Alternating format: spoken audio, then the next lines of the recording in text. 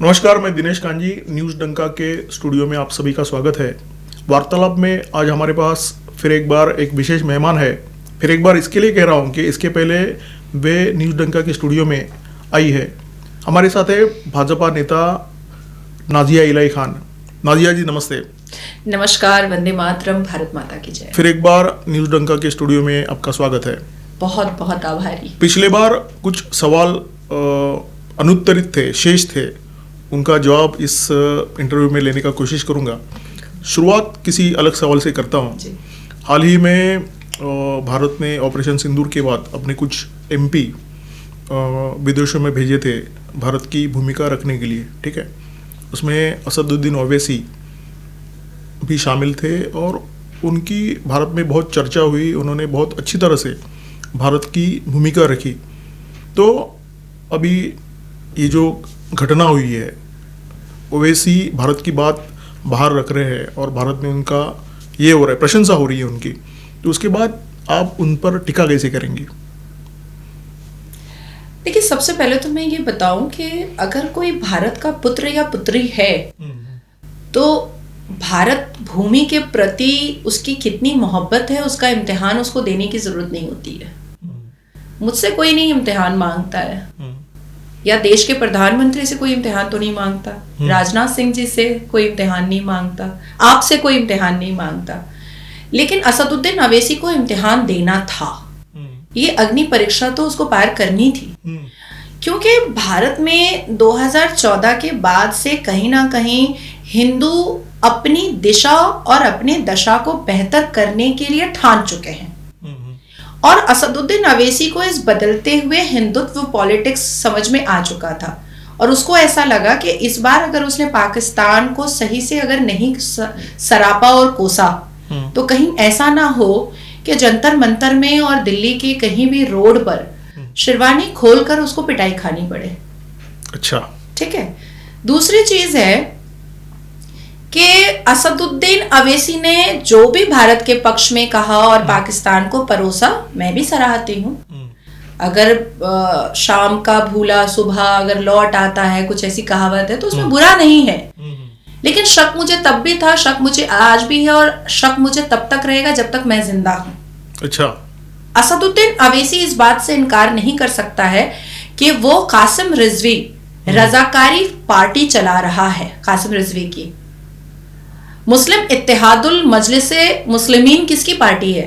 वो तो एक रजाकारी की पार्टी है, कासिम रिजवी की पार्टी है। उसमें ऑल इंडिया लगा लेने से हम उसको भारतीय मान लें, ये मैं नहीं मान सकती। नहीं, लेकिन अभी आपने ही कहा कि सुबह का बुला शाम को अगर वापस आए, और ऐसा है कि सपोज उनकी एक पहली एक भूमिका रही होगी इतिहास में और वो अगर बदलना चाहते रहेंगे, जिसका उन्होंने प्रमाण दिया मिडिल ईस्ट के देशों में जाकर, जिसको हम वेस्टर्न एशिया कहते हैं, उन देशों में जाकर उस भूमिका का उन्होंने परिचय दिया, तो आपको तो उनको सराहना चाहिए। आप अभी भी इन पर बिल्कुल सराहती, मैं बिल्कुल सराहती। अगर वो दोबारा भारत आने के बाद फिर से उम्मह और फी सबीलिल्लाह और कठमुल्लों के आतंकवादी लहजों का समर्थन ना करता, तब मैं सराहती। अगर असदुद्दीन ओवैसी ये कह दे कि बुरहान वानी को शहादत वो नहीं देता है, अगर असदुद्दीन ओवैसी ये बात मान ले कि अफजल गुरु की मौत पर वो शर्मिंदा नहीं है फांसी पर, अगर असदुद्दीन ओवैसी ये बात मान ले कि आतंकवाद जो होता है वो इस्लामिक एक्सट्रीमिस्ट और इस्लाम की आसमानी किताब से ही आया है, अगर असदुद्दीन ओवैसी ये मान ले कि नमाज पढ़ने की जगह रोड नहीं होती है, अगर असदुद्दीन ओवैसी ये बात मान ले कि मजार परस्ती is an unpardonable sin according to al Quran, ये सारी बातें असदुद्दीन ओवैसी मान ले कि भारत के मुसलमान बच्चों को अल कुरान पढ़ने की जरूरत नहीं है, उसके लिए उसके माँ बाप काफी हैं। हमारे भारत के मुसलमान बच्चों को ज्ञान और विज्ञान पढ़ने की जरूरत है, क्योंकि सच्चर कमीशन की आज भी रिपोर्ट उठाकर देखिए तो हम दलित से नीचे हैं शिक्षा में। पर असदुद्दीन ओवैसी देखिए अभी कावड़ यात्रा पर उन्होंने क्या कहा कि ये क्या कर रहे हैं हिंदू लोग, अपना भगवा आतंक मचा रहे हैं। तो आप विदेश में जाकर के अपने आप को इंटरनेशनल नेता बनाने की कोशिश में जरूर लगे हो, लेकिन जब अपने घर पर आ रहे हो तो आप तलवार लेकर के और लुंगी डांस स्टार्ट कर दे रहे हो। क्या ये एक्सेप्टेबल है? अगर आप बाहर बहुत सभ्य हो तो आपको घर में भी सभ्य रहना पड़ेगा। आप विदेश जाते हो तो आप भारतीय जनता पार्टी से और भारतीय जनता पार्टी की विचार भारत की भूमि से मोहब्बत की विचारधारा को आप एक्सेप्ट कर लेते हो, दोस्ती कर लेते हो, और जैसे ही आप भारत रिटर्न आते हो तो आप कुश्ती करना स्टार्ट कर देते हो। तो ये दोस्ती और कुश्ती में कुछ एक उनको एक्सेप्ट करना पड़ेगा। अगर कुश्ती करनी है तो कहीं भी रहें कुश्ती करें, अगर दोस्ती करनी है तो कहीं भी रहें करें। मैं मुस्लिम कम्युनिटी से आती हूँ और मेरे पूरे परिवार में एक भी हिंदू या किसी इंटर रिलीजन से शादी किसी की नहीं हुई है, किसी ने दूर दूर तक नहीं किया है। मैं अभी अबू धाबी गई हूँ, मैं दुबई गई हूँ, मैं ऑरलैंड गई हूँ, मैं सिडनी गई हूँ, सिडनी के FM चैनल पर मैं बैठती हूँ, मेरी विचारधारा सेम है, मेरा पहनावा सेम है। मैं देश को देख करके अपनी दिशा तो नहीं चेंज करती, लेकिन वो क्यों करते हैं? ये बात अगर सच है तो फिर वो वेस्टर्न एशिया के देशों में उन्होंने जाकर जो भूमिका रखी वो क्या था? खुद को बचाने के लिए, खुद को बचाने के लिए, भारत की पॉलिटिक्स में अपने आप को जिंदा रखने के लिए। असदुद्दीन अवैसी का क्या औकात है, आप मुझे बताइए। MIM जो पार्टी है उसकी क्या वैल्यू है? तो आपको ऐसा लगता है जिस नेता की औकात नहीं है उसको प्रधानमंत्री जी ने बाहर अपने देश एक मौका दिया? ये तो प्रधानमंत्री जी का बहुत बड़ा दिल था, अच्छा, उनका बहुत बड़ा जिगरा था कि ऐसे ऐसे रजाकारी और पाकिस्तानी मुखबिरों को भी उन्होंने देश प्रेम होने का और देश से प्रेम करने का एक मौका दिया कि जा भाई जाके बता कि तुम देश कैसा है। और असदुद्दीन अवैसी विदेश में बैठ करके और अरबी देशों में बैठ करके क्या कह रहा है कि हमारे केंद्र की सरकार के नेतृत्व में भारत के मुसलमान सुरक्षित हैं। ये उसने वर्ड टू वर्ड यही स्टेटमेंट दिया था। तो फिर यहाँ पर आने के बाद भारत के मुसलमान असुरक्षित कैसे हो गए? या तो वो वहां झूठ बोल रहा था या तो वो यहाँ झूठ बोल रहा है, तो दो में से कोई एक उसको एक्सेप्ट करना पड़ेगा। ये इंटरनेशनल नेता बनने की होड़ में कहीं ऐसा ना हो कि हैदराबाद के चार मीनार का भी नेता वो बच ना पाए। तो वो जमाना अलग था कि भाई उसके अब्बू जान जो हैं वो सरदार पटेल जी को धमकियां देते थे कि मुसलमान चुप नहीं बैठेगा, मुसलमान भी बता देगा कि हम क्या कर सकते हैं, और सरदार पटेल जी कहते थे चुप से बैठ जाओ, इतनी ऊंची आवाज में बात मत करो, ये तुम्हारा भाषण नहीं हो रहा है। ये असदुद्दीन अवैसी के पिता वो अब्बू जान वाला सिनेरियो नहीं है कि देखा मैंने इंदिरा गांधी को अपने मंच पे बुला लिया हैदराबाद, मैं नहीं गया उठ करके। ये वो जमाना नहीं है कि उनकी हटगर्मी और उनकी दबंगई चल जाएगी या उनका वो कसाई वाला नेचर चल जाएगा। ये जमाना अलग है। यहाँ या तो संविधान मान लो और या तो नहीं मान लो, दो में से एक चीज एक्सेप्ट कर लो, फिर हम तय कर लेंगे कि आपको हमें अपना नेता मानना भी है कि नहीं मानना है। तो second thing is very important thing, Asaduddin Owaisi इतना बेशर्म है कि वो दावे से ये भी नहीं कह सकता है कि वो भारत के मुसलमानों का नेता है। अगर वो भारत के मुसलमानों का नेता होता तो MIM के कम से कम 22 MP तो होते, 1 करोड़ पर 1 MP तो बन ही सकता था। 22 करोड़ की आबादी है हमारी, उसके पास तो एक ही भाई चिराग जलता रहता है। हमारे लोकतंत्र के मंदिर में एक ही अवैसी है। अब या तो जेलेसी में वो किसी मुसलमान को वहां तक पहुंचाता नहीं है, और या तो फिर मुसलमान उसको अपना नेता मुस्लिम समुदाय मानते नहीं है। दो में से कोई एक चीज हो सकती है। अब अगर वो जेलेसी में नहीं पहुंचाता है तो इसका मतलब है कि भाई वो तो सच्चा मुसलमान ही नहीं है, क्योंकि सच्चा मुसलमान जलन करे ये तो हो ही नहीं सकता। ला इलाहा रिश्ता, तेरा मेरा रिश्ता क्या वो तो निभा ही नहीं रहा है। अब अगर मुसलमान उसको अपना नेता नहीं मानते हैं तो ये भी उसके लिए बहुत शर्मनाक बात है कि तू 22 करोड़ का नेता बनने की होड़ में तूने सबको धोखा दे दिया है। अच्छा, कुतूहल मेरे मन में है, आप इतनी तीखी टिप्पणी करती रहती है ओवैसी पर, तो कभी तो ऐसा हुआ होगा कि आप भी ट्रैवल करती रहती है, दिल्ली में आपका आना जाना रहता है, तो कभी आमना सामना हुआ, सामने टकराए और कुछ बातचीत हुई, ऐसा कभी हुआ है? नहीं, मैं माधवी लता जी की कैंपेनिंग में जब मैं गई थी 2024 के लोकसभा इलेक्शन में, तो चार मीनार का इलेक्शन कैंपेनिंग का परमिशन नहीं मिल रहा था माधवी लता जी को। और वहां पर जा करके कैंपेनिंग करना या स्पीच देना वाज टू टफ। जब मैं वहां पर फ्लाइट से लैंड की हूँ हैदराबाद, मैं सीधा गाड़ी से चार मीनार पहुंच गई। सीधा डायरेक्ट में पहुंच गई, और पहुंचने के बाद चार मीनार की कई तस्वीरें मैंने पोस्ट की कि वहां पर मोदी जी का डिजिटल भारत का पूरा लाभ उठा रहे हैं मुसलमान। कुरान की किताबें बेच रहे हैं, लेकिन वो लोग फोन पे और ये सारी चीजें डिजिटल वो यूज कर रहे हैं। इवन उनसे मैंने जो बातचीत की वो मैंने अपने एक हैंडल पे भी डाला था कि कैसा लगता है फोन पे यूज करके या इतनी सारी योजनाओं का लाभ लेकर के। तो उन सारे कुरान बेचने वाले मुसलमानों ने कहा कि बहुत टफ सिचुएशन था जिससे हम बाहर निकल गए हैं, और ये डिजिटल भारत जो है ये हमारे लिए बहुत फ्रूटफुल साबित हुआ है। दूसरी चीज कि जब मैंने असदुद्दीन अवैसी के घर के नीचे अपनी सभा फिक्स करवाई कोर्ट से परमिशन लेकर के, उस दिन असदुद्दीन अवैसी सुबह की फ्लाइट से दिल्ली आ गया। अच्छा। तो अगर वो सामना नहीं करना चाह रहा है अच्छा। तो इसका मतलब है कि वो डर रहा है। मैं तो उसके गली में घूम कर आ चुकी हूँ, मैं तो उसकी गली में घूम कर आ चुकी हूँ। हाँ, अभी क्या किया है असदुद्दीन अवैसी ने, बिल्कुल हिजड़ों वाली हरकत की है उसने। मुझे लगता है हिजड़ों से भी बदतर हरकत की है उसने अपने कुछ चवन्नी अठन्नी चिंटूस को मेरे पीछे लगाया है। अच्छा। और वो चवन्नी अठन्नी चिंटूस क्या करते हैं कि मेरी मॉर्फ पिक्चर, कोई स्विमिंग कॉस्ट्यूम में कोई लड़की है, उसकी जगह मेरी शक्ल बिठा देते हैं और बिठा करके वो थंबनेल बना करके मुझे गालियां परोसते हैं। अब इससे अगर असदुद्दीन अवैसी को लगता है कि नाजिया डर जाएगी, तो मुझे लगता है कि भाई तू दोबारा पाकिस्तान चला जा, तेरा भारत में कोई जगह नहीं है। क्योंकि भारत में जो महिलाएं होती हैं वो महिषासुर मर्दनी होती हैं, और मैं सनातन सभ्यता वाली महिला हूं। मुझे ये टुच्ची हरकतों से डराना बिल्कुल भी, मतलब मुझे नहीं लगता है, बहुत इम्पॉसिबल है।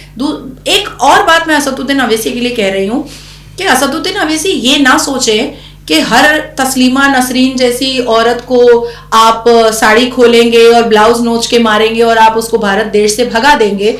ये पॉसिबल नहीं है। मैं नाजिया इलाही खान हूँ, मैं तस्लीमा नसरीन नहीं हूँ कि आप मेरी 2-4 नंगी पिक्चरों को मॉर्फ करके आप मुझे शर्मिंदा महसूस करवाएंगे। मैं क्यों शर्मिंदा महसूस हूँ? मैंने पहना ही नहीं स्विमिंग कॉस्ट्यूम, तो मैं उसको क्यों एक्सेप्ट करूं? मैंने तो FIR करवाया। तो असदुद्दीन अवैसी के भांजे भतीजे, गंदी गंदी माँ बहन की गालियां। अकबरुद्दीन अवैसी 15 मिनट के लिए पुलिस हटाओ, हिंदुओं का गला काटेगा वो। असदुद्दीन अवैसी तस्लीमा नसरीन की साड़ी और ब्लाउज नोच करके खोल के मारता है, एक महिला का मोलेस्टेशन करता है। तो ये पूरा अवैसी परिवार जो है, ये अवैसी परिवार की मानसिकता पूरी की पूरी पाकिस्तानी है। देश की सरकार ने उसको एक मौका दिया था भारतीय नागरिक होकर के अपनी पहचान बनाने का, आने के बाद उसने फिर वही कर दिया जो उसको नहीं करना चाहिए था। अच्छा, ओबीसी से जरा बाजू में हटते हैं। ऑपरेशन सिंदूर के बाद आप तो पूरे देश भर में प्रवास करती रहती है जी, लोगों से बातचीत करती रहती है, तो आपको क्या लगता है कि हिंदू समाज जो है वो ऑब्वियसली ऑपरेशन सिंदूर के समय पूरी तरह से केंद्र सरकार के पीछे खड़ा था और राष्ट्रवाद की भूमिका से पूरा एकदम लबालब था जी। मुस्लिमों के बारे में जब हम लोग विचार करते हैं तो ऑपरेशन सिंदूर और उसका मुस्लिम समाज पर ओवरऑल जो इम्पैक्ट आपने देखा वो क्या था? मैं कश्मीर भी पहुंची और कई राज्यों में मैंने इस दौरान ऑपरेशन सिंदूर के बाद मैंने दौरा किया। यहाँ तक कि बीकानेर में जो माता का मंदिर है, क्योंकि हमारे आदरणीय प्रधानमंत्री भी जाकर के माथा टेक कर आए थे ऑपरेशन सिंदूर की सफलता के बाद, तो मैं भी जाकर के माथा टेक करके आई। 22 करोड़ के मुसलमानों में 15 करोड़ मुसलमान ऐसे हैं जिनको पाकिस्तान से बहुत मोहब्बत है। बहुत बड़ी बात कर रही है। नहीं, मैं फैक्ट बता रही हूँ आपको। अच्छा, बात बड़ी हो सकती है पर यही फैक्ट है। और हमारा दुर्भाग्य है भाई कि हमारे देश के मुसलमान जितने छाती चौड़ी करके कश्मीर के मुसलमान ये कह देते हैं कि 5 बेटे हैं तो 2 तो मुजाहिद बनेगा, उतनी छाती चौड़ी करके हमारे भारत देश के मुसलमान ये नहीं कहते कि 5 बेटा है तो 2 तो आर्मी में जाएगा, नहीं कहते हैं। आप एक पूरा लिस्ट निकालिए, एक डेटा निकालिए, कितने आर्मी ऑफिसर हैं जो हमारे मुसलमान हैं, कितने इंडियन एयरफोर्स हैं जो मुसलमान हैं, कितने CISF और BSF है जो मुसलमान हैं। Rarest of rare. मैं भी बीकानेर इंडिया पाकिस्तान के बॉर्डर पर गई थी, मैंने ट्वीट भी किया, एक्स हैंडल पे ट्वीट भी किया हुआ है। मैं वहाँ के कमांडो प्रभाकर जी से मिली, पूरा दिन मैंने वहाँ पर स्पेंड किया और जिस हिसाब से मैं सबसे मिली। कश्मीर के मुसलमान बच्चे जो हैं वो वहाँ पर बॉर्डर सिक्योरिटी फोर्स में काम कर रहे हैं, लेकिन बहुत रेयर 1 या 2 मुझे दिखे पूरा दिन। मतलब हजारों बॉर्डर सिक्योरिटी फोर्स से मैं मुलाकात कर रही हूँ, मैं कमांडो के साथ बैठी हुई हूँ, उनके साथ खाना खा रही हूँ, उनके साथ कॉफी पी रही हूँ, उनके साथ अपनी अपनी बातों को शेयर कर रही हूँ, वो अपनी बातों को मेरे सामने रख रहे हैं, अपनी सफलता भी बता रहे हैं, और किस तरीके से ऑपरेशन सिंदूर के वक्त में पाकिस्तान बॉर्डर पर कमांडो प्रभाकर को देख करके पाकिस्तानी आर्मी दुम दबाकर भागी थी, वो भी उन्होंने बताया, उसके कुछ विजुअल्स भी उन्होंने मुझे दिखाए। लेकिन वहाँ मुसलमान बच्चे कहाँ थे उस फोर्स में? नहीं थे।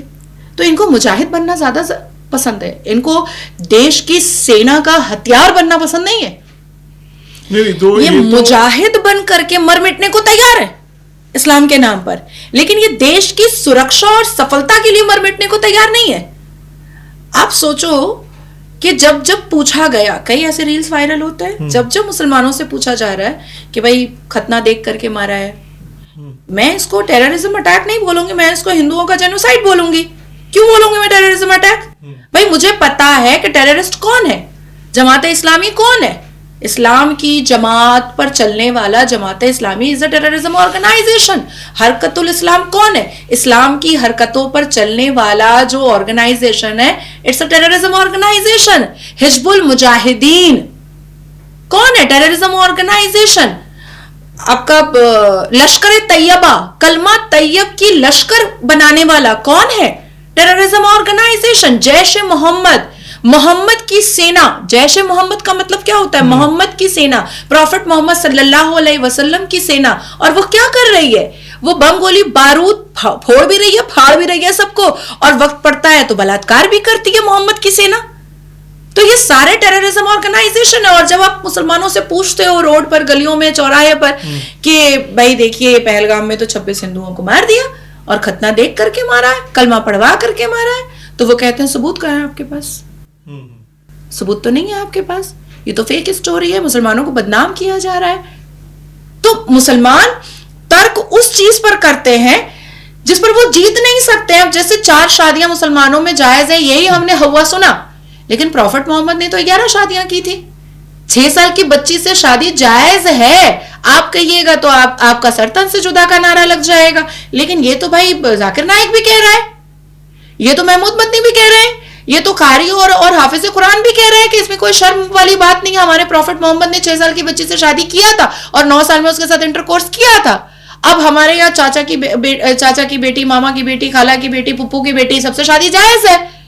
लेकिन अब आप बोलोगे तो कह रहे नहीं ऐसे नहीं वैसे, अरे या ऐसे या वैसे जायज तो है ना, आप घुमा क्यों रहे हो? तो इनका प्रॉब्लम ये है ना कि ये जो अश्लीलता करते हैं, ये जो बेहूदगी करते हैं, ये जो टेररिज्म एक्टिविटीज करते हैं, ये जो क्रिमिनल एक्टिविटीज करते हैं, ये इसको सुनना पसंद नहीं करते हैं, करना पसंद करते हैं। अच्छा नहीं, लेकिन ये अगर समस्या है 22 करोड़ में 15 करोड़ आपने कहा, तो इसका सॉल्यूशन क्या है फिर?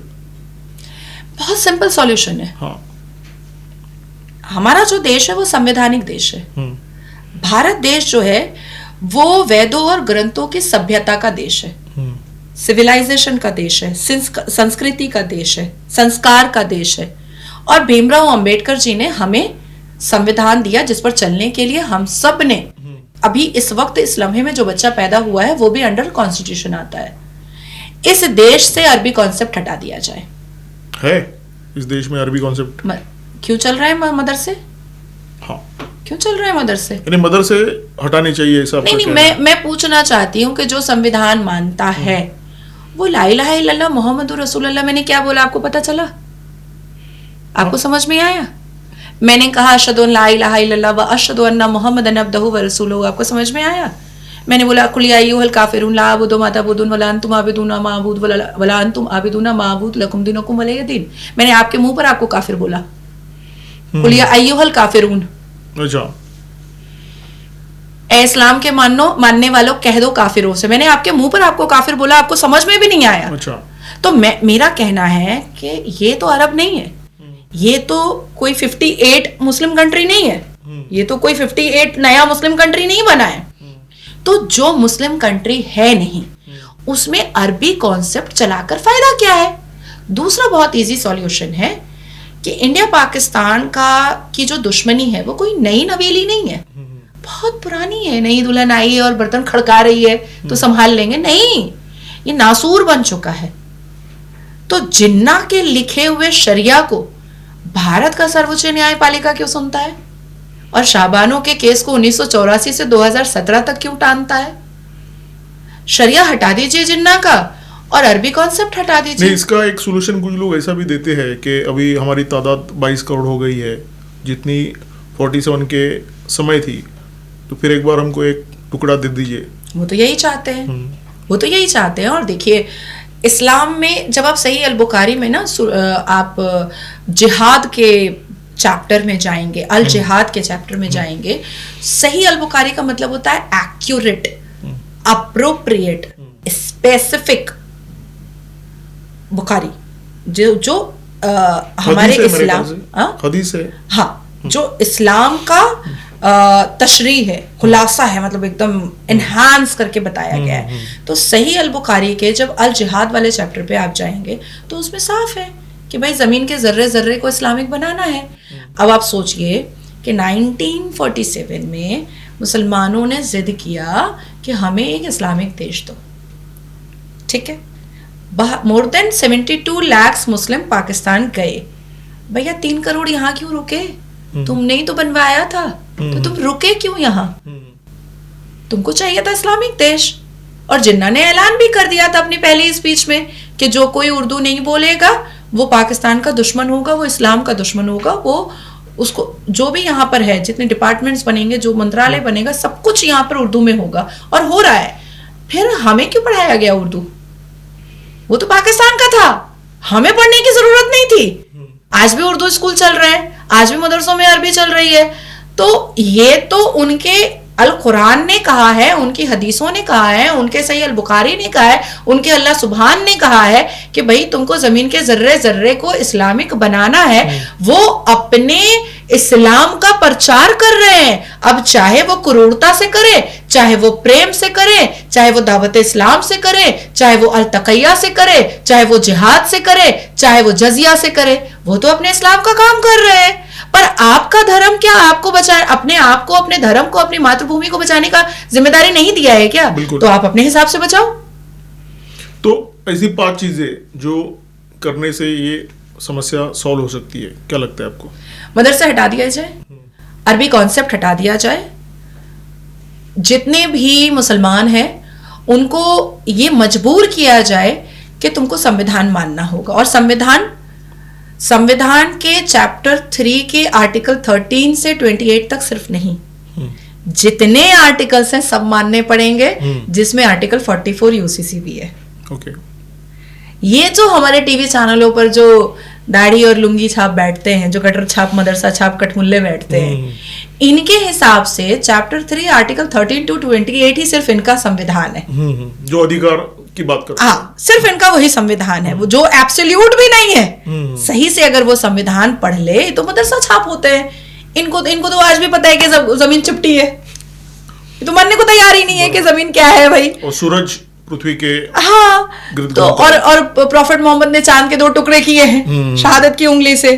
तो ये सारी मिथ और इल्यूजन में ये जी रहे हैं। मजबूर ये करना होगा कि आपको संविधान के सिर्फ चंद आर्टिकल्स नहीं मानने, पूरा एंटायर संविधान मानना है। कॉमन सिविल लॉ भी उसी में है, वो भी मानना पड़ेगा। तो कुछ ऐसी चीजें हैं जो अगर कंट्रोल में आ जाए और देश की सरकार के माध्यम से आ जाए तो मुझे लगता है कि इस देश में खुशहाली आएगी और ये कट्टरता जो है, इस्लामिक कट्टरता, ये खत्म हो जाएगी। अब आप देखिए बकरीद गया, बकरीद में भाई मेरा तो फ्रीडम ऑफ रिलीजन है, संविधान मुझे इस बात की इजाजत देता है कि हम कुर्बानी करेंगे और जानवर को ज़बह करेंगे। मैं नहीं जा रही अभी गौ हत्या पर, नहीं जा रही हूँ अभी, मैं सिर्फ जानवर ज़बह करने पर ही जा रही हूँ। मैं बहुत ज्यादा इसको मतलब गर्म नहीं करना चाह रही हूँ।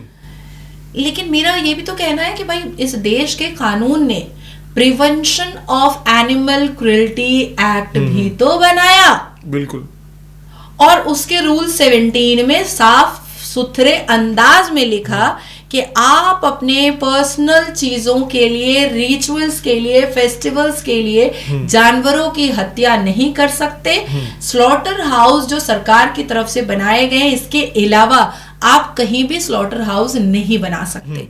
पर बकरीद जब आता है तो मुसलमान अपनी बैल्कनी को बनाता है स्लॉटर हाउस, अपने आंगन को बनाता है, अपने टेरेस को बनाता है, अपनी कम्युनिटी हॉल को बनाता है, अपनी गली को बनाता है, ईदगाह मैदान को बनाता है, जहां उसकी मर्जी होती है वहां वो ला इलाहा अल्लाहू अकबर हो जाता है। बरोबर। तो आप क्या मान रहे हो? आप संविधान में आप फ्रीडम ऑफ रिलीजन जो एब्सोल्यूट नहीं है, आप उसका हवाला दे करके आप देश के कानून prevention of animal cruelty act का नंगा नाच करके वायलेशन कर रहे हो, और आप ये चाहते हो कि नाजिया चुप रहे। क्यों चुप रहेंगे? अभी मुहर्रम में आप देखिएगा, अभी कल मैं जोगेश्वरी गई थी, मैंने पूरा नंगा नाच देखा है। ये तलवार ले करके ऐसे ऐसे कर रहा है, ये क्या हो रहा है? ये तलवारबाजी, ये खंजरबाजी, क्या हमारे देश का संविधान या देश का कानून ये खुलेआम तलवार लहराना क्या इजाजत देता है? कब इजाजत दे दिया? कब इजाजत दे दिया? उत्तर प्रदेश के एक DC circle officer, CO circle officer, वो एक छोटा सा तांबे का हनुमान जी का गदा लेकर के मिचिल में निकलते हैं तो सारे मुसलमान उसको नोचने के लिए खड़े हो जाते हैं कि यूनिफॉर्म में इसने गदा क्यों पकड़ा, इतना छोटा सा गदा, इसने गदा क्यों उठाया यूनिफॉर्म में, और ये काला कपड़ा पहन करके जो खंजर और तलवार लेकर के खुले आम जो तुम दबंगई कर रहे हो, तुम टेररिज्म कर रहे हो, तुम टेररिस्ट बन रहे हो, तुम देश के कानून और देश के संविधान का वायलेशन पूरे तरीके से कर रहे हो, इसके बारे में क्या बोलोगे? क्या बोलोगे इसके बारे में? अब देखिए 5 तारीख को जुलूस निकलेगा इनका, मुहर्रम 10वीं का। ये आप मोहम्मद अली रोड चले जाइए, क्योंकि मैं अभी बॉम्बे में बैठी हूं तो मैं यहाँ की बात करूंगी। आप मोहम्मद अली रोड चले जाइए, आप जोगेश्वरी चले जाइए, आप बहराम बाग चले जाइए, यहां पर आपको दिखेगा कि ये लोग घोड़ा लेकर निकलते हैं जुलूस में, और उस घोड़े पर चाबुक ऐसा मारते हैं कि वो घोड़े के आंख से आंसू गिरते हुए वीडियोस आते हैं हमारे पास कि दीदी देखिए ये हो रहा है। तो हम सिर्फ गौ हत्या पर रोक नहीं लगा रहे हैं। कोई अगर मुझे टारगेट कर रहा है कि भाई आरएसएस इसको पैसा दे रहा है इसलिए ये अब गौ हत्या रोकना चाह रही है, भाई मुझे आरएसएस का घोड़ा बजाने के लिए भी पैसे दे रहा है। लेकिन हमारे देश में हमारे देश का कानून और संविधान इस बात की इजाजत नहीं देता है कि आप चींटी भी मारो बेवजह, आप नहीं कर सकते ये अत्याचार। लेकिन मुसलमान अपने इस्लाम के जस्टिफिकेशन पर ये सारे अत्याचार कर रहा है और संविधान को खुले आम वो तोड़ मरोड़ रहा है और देश के कानून का वायलेशन खुले आम कर रहा है। कोई हिजाब में नहीं कर रहा, खुले आम कर रहा है। और कुछ हिंदुओं को भी ऐसा लगता है, लिब्रांडो हिंदुओं को, कि नाजिया क्यों बोल रही है, हिंदू बनने की कोशिश कर रही है। अरे मुझे हिंदू बनने में 5 मिनट लगेगा, मैं एक हिंदू मर्द से शादी करूंगी, 7 फेरे लूंगी, मैं हिंदू बन जाऊंगी, मुझे क्या प्रॉब्लम है, फिर मैं आराम से बैठूंगी घर पे।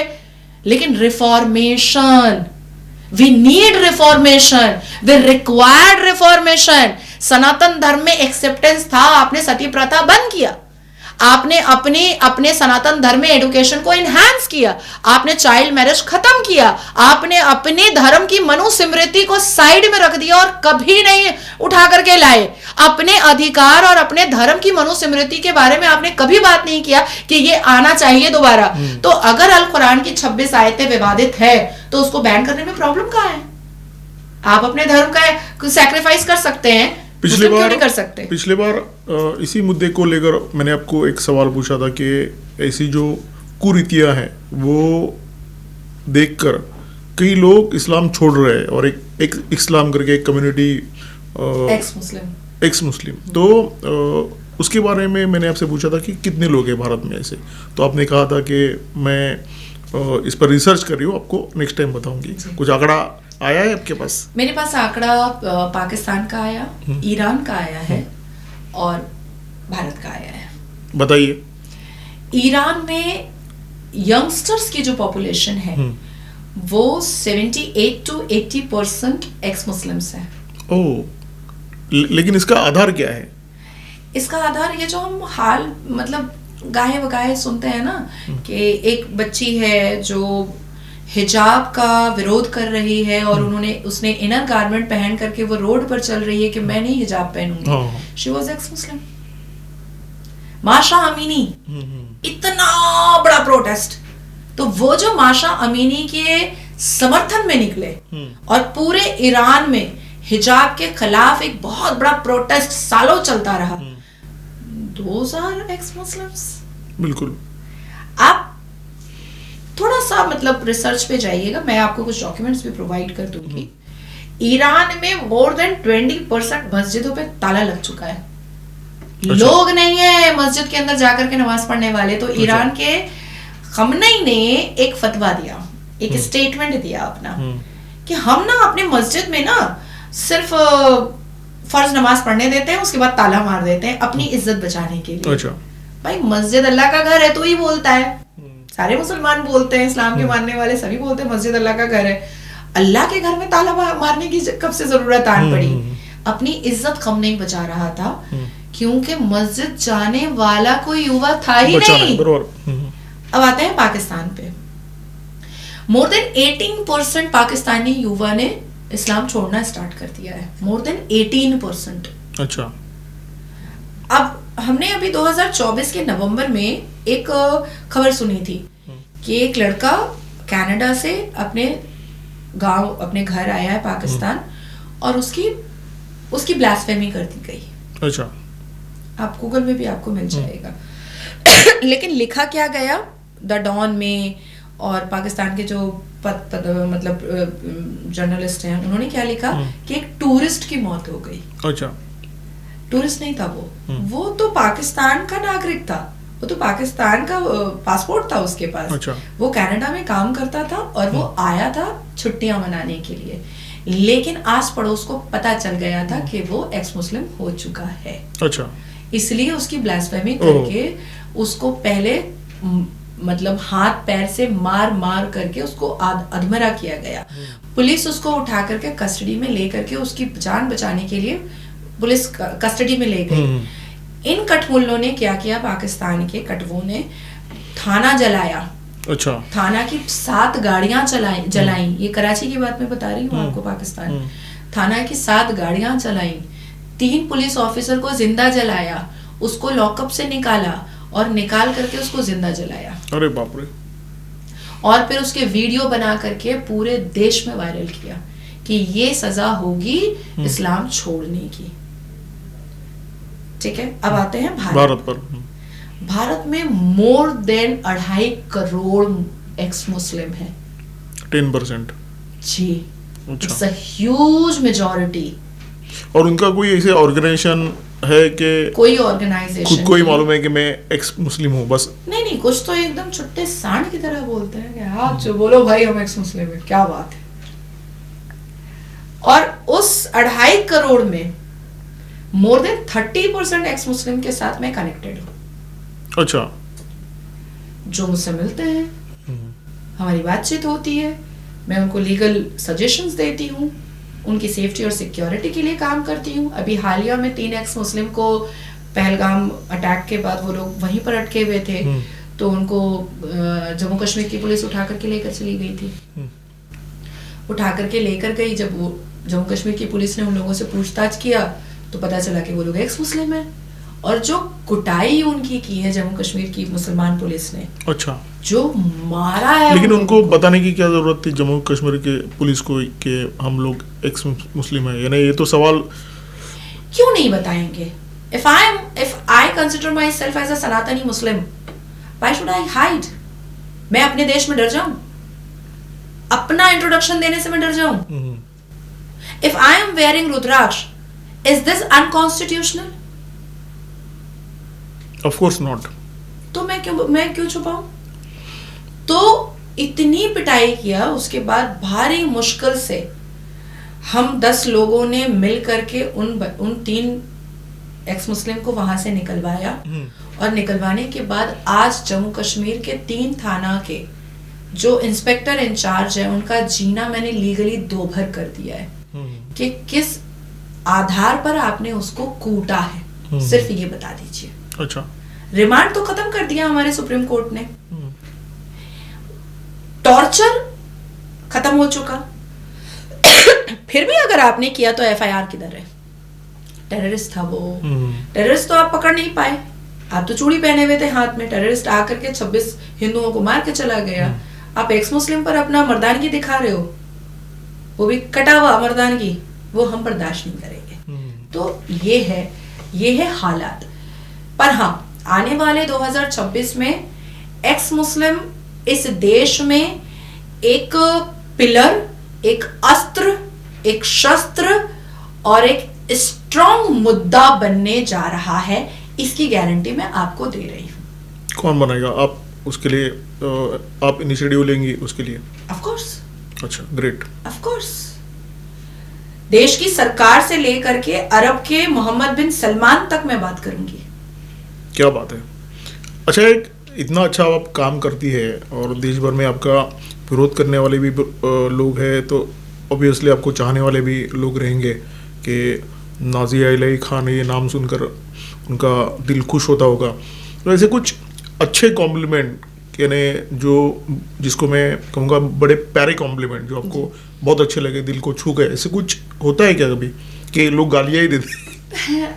इस देश में 120 करोड़ से जो स्नेह, जो प्यार, जो सम्मान, जो आदर मुझे मिलता है, मुझे जरूरत ही नहीं है 22 करोड़ के प्यार की। नहीं, मैं 22 करोड़ और 120 की बात नहीं कर रहा हूँ, इन जनरल आप जो अच्छा काम मैं गिन ही नहीं सकती ना भैया। अब मैं राजस्थान जाती हूँ, मतलब ऐसा कौन व्यक्ति है भाई, लोग तो नाराज हो जाते हैं कि आप मेरे यहाँ आई नहीं खाना खाने। मतलब मैं परेशान हो जाती हूँ कि भाई मैं कहाँ खाऊं और कहाँ ना खाऊं। अच्छा। मतलब कोई मुझे पगड़ियां पहना रहे हैं, कोई मुझे सम्मानित कर रहे हैं, कोई ऐसे एक दो ये बताइए ना कि ऐसे कुछ कमेंट्स या ऐसी कोई घटना है जिनको। मध्य प्रदेश में मैं जब सभा करने के लिए गई थी, तो मेरा अपना खुद का भाई नहीं है, मतलब मेरे सिबलिंग में भाई नहीं है, मेरी माँ को 3 बेटियां हुई, मुझे 2 ऐसे भाई मिले जो मैं कभी नहीं भूल सकती। And they both are very well sound, अपने बिजनेस में, अपनी चीजों में बहुत बिजी रहते हैं, लेकिन वो दोनों भाई मेरे लिए अपने कारोबार को साइड करके मेरी सुरक्षा के लिए मेरी सभाओं में जाते हैं। अच्छा। एक मध्य प्रदेश के हैं और एक दिल्ली के हैं। क्या बात है। सिर्फ इसलिए कि मैं सुरक्षित रहूं, अपने परिवार को छोड़ करके, अपने काम धाम को छोड़ करके, अपने इंपॉर्टेंट चीजों को छोड़ करके।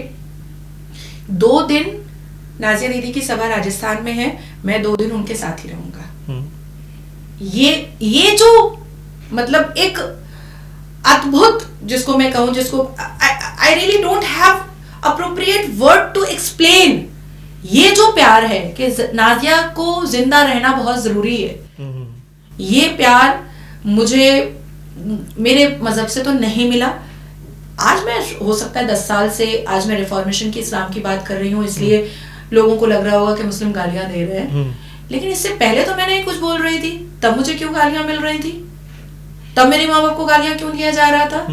तब हमें सिर्फ शिक्षित होने पर गंदी गालियों से क्यों परोसा जाता था? जब मेरी माँ ने मेरा एडमिशन क्लास 11 में करवाया, तो मेरी माँ को घेर करके मुसलमानों ने क्यों कहा कि बेटियों को आवारा बना रही हो शिक्षित करके? तब तो मैंने मुसलमानों के खिलाफ कुछ नहीं बोला था, या मुसलमानों की कुरीतियों को मैंने उजागर नहीं किया था, तब उन्होंने मुझे गालियां क्यों दी थी? अच्छा, एक आखिरी सवाल मैं आपसे पूछना चाहता हूँ, ये जो सेक्युलरिज्म का कीड़ा है या अपीजमेंट का कीड़ा जिसको बोल सकते हैं, जो कांग्रेस को काटा और जिसने कांग्रेस को बर्बाद कर दिया, यानी कांग्रेस की एक प्रतिमा ऐसी हो गई कि ये एंटी हिंदू पार्टी है, तो ये थोड़ा थोड़ा कीड़ा तो बीजेपी में भी है। लोग बीजेपी में ऐसे कुछ लोग हैं जो ये सब चीज़ें करते हैं और इसको बहुत पसंद भी करते हैं, यानी उनको ऐसा लगता है कि एग्रेसिव हिंदुत्व ये हानिकारक है, या मुसलमानों को अपने साथ दिखाना ज़रूरी है। इस प्रकार का एक जो मानसिकता कांग्रेस की रही है, जो कांग्रेस की मजबूरी आप कह सकती है, वैसे कुछ लोग बीजेपी में भी है, आपको कभी अनुभव आता है उनका? नहीं, पहले मैं कांग्रेस को क्लियर कर देती हूँ। I will take only 2 minutes, 1 minute Congress और 1 मिनट बीजेपी। जी। देखिए, कांग्रेस की कोई मजबूरी नहीं थी। 53 साल तो वो मस्ती में, कोई था ही नहीं कॉम्पिटिटर। 53 साल तो वो मस्ती में जीतते थे, तब कौन सी मजबूरी? अब बात है कि गांधी परिवार एक ऐसा परिवार था और है जिसने कभी हिंदू बहू लाया ही नहीं, हिंदू दामाद लाया ही नहीं। इतनी नफरत थी हिंदुओं से। बिल्कुल। और जो लोग बाबर और औरंगजेब के कब्रिस्तान पे फूल चढ़ाने जाते हैं, जो लोग जीसस को मानते हैं, वो सनातन सभ्यता को कभी एक्सेप्ट कर ही नहीं सकते, कभी नहीं कर पाएंगे, क्योंकि उनका तो लक्ष्य कुछ दूसरा है ना। तो कांग्रेस की कोई मजबूरी नहीं थी कि उनको एंटी हिंदू होना है। वो बाय बर्थ गांधी परिवार एंटी हिंदू था, डीएनए है उनका एंटी हिंदू का। अब उनकी मजबूरी हो चुकी है कि भाई मुसलमानों को अगर पकड़ के नहीं रहेंगे तो कांग्रेस का अस्तित्व ही खत्म हो जाएगा। कांग्रेस कभी हुआ करता था, ये बोलना पड़ेगा। तो यही जो 10-12 करोड़ है, ये इनके अस्तित्व को बचा कर रखे हैं, इसलिए उनकी हर बदतमीजी को ये एक्सेप्ट करते हैं और उनके पक्ष में बात करने लगते हैं और थोड़ी टीआरपी भी मिल जाती है। अब आपने भारतीय जनता पार्टी की बात कही है कि कुछ मुस्लिम एक्सेप्टेंस वाले लोग हैं। मुझे ऐसा लगता है कि अगर हैं तो वो अपना कुआं खुद खोद रहे हैं, अगर हैं, और अगर बनने की कोशिश कर रहे हैं तो अपने कुआं खुदाई की कोशिश कर रहे हैं, और अगर बन चुके हैं और मुसलमानों का तलवा चाट करके अगर उनको लगता है कि उनको मुसलमानों का वोट मिल जाएगा, तो ये वो अपने आप को धोखा दे रहे हैं और साथ में देश के 120 करोड़ हिंदुओं को भी धोखा दे रहे हैं। जहां तक मेरा अनुभव है, देश के संविधान को सर्वोप्रिय और सर्वप्रथम रख करके भारतीय जनता पार्टी मोदी जी के नेतृत्व में काम करती है। मोदी जी ने हमेशा ये इसी चीज को सुरक्षित करने की कोशिश की है कि भीमराव अंबेडकर जी ने जो इक्वालिटी का बात की पाठ पढ़ाई है हमें, हम उससे परे ना जाएं। लेकिन इस भीड़ में अगर कोई मुसलमानों का मसीहा बनना चाह रहा है कोई बीजेपी नेता, तो मुझे लगता है कि उससे बड़ा दुर्भाग्य तो किसी का भी नहीं होगा, किसी का भी नहीं होगा। क्योंकि जो मुसलमान अपने शरीर के निचले अंग को काटने से पहले नहीं सोचता है, वो आपकी बहू बेटियों को काटने से पहले क्यों सोचेगा? वो आपकी टिक्की और आपके रुद्राक्ष को काटने और फाड़ने से पहले क्यों सोचेगा? जो मुसलमान अपने घर में चाचा की बेटी को अपनी बहन नहीं मानता, वो आपकी बहन को अपनी बहन क्यों मानेगा? बिल्कुल नहीं मानेगा। आप भाई बनाकर लेकर आइएगा, वो आपका जमाई बन के बैठ जाएगा घर में। तो जो भी भारतीय जनता पार्टी का नेता सोचता है कि मुसलमानों का तलवा चाटने से हमको मुसलमानों का वोट मिल जाएगा, या हम अफ्तार पार्टी में जाएंगे और हम उसका खजूर खाएंगे तो मुसलमान बहुत खुश हो जाएंगे, बस आप हरे जहरीले सांप पर मेंढक की तरह बैठ करके टर्टल कर रहे हो और आपको ऐसा फील हो रहा है कि ये तो ग्रीन ग्रास है, बट एक्चुअली में वो ग्रीन ग्रास नहीं है। वो जो हरा जहरीला सांप है वो आपको डसेगा नहीं, मेंढक को वो सीधा निगलेगा, गल्प करेगा और आपको पता भी नहीं चलेगा कि आप किसी को अपनी सुरक्षा के लिए बुला सको। बहुत बढ़िया। आपके साथ बात करने का, आपका इंटरव्यू करने का एक बहुत बड़ा फायदा क्या होता है अमल में, सामने वाले को बहुत ज़्यादा बोलने की ज़रूरत नहीं पड़ती तो लेकिन बहुत मज़ा भी आता है, क्योंकि आप जिस बेबाकी से बात करती है, ऐसी बात करने वाले बहुत कम लोग हैं, और पॉलिटिकल पार्टी में तो बहुत ही कम लोग ऐसे रहते हैं जो इस प्रकार से बात करते हैं। तो सचमुच आनंद आया और बहुत बहुत धन्यवाद। बहुत बहुत आभारी। नमः पार्वती पते, हर हर महादेव। हर हर महादेव।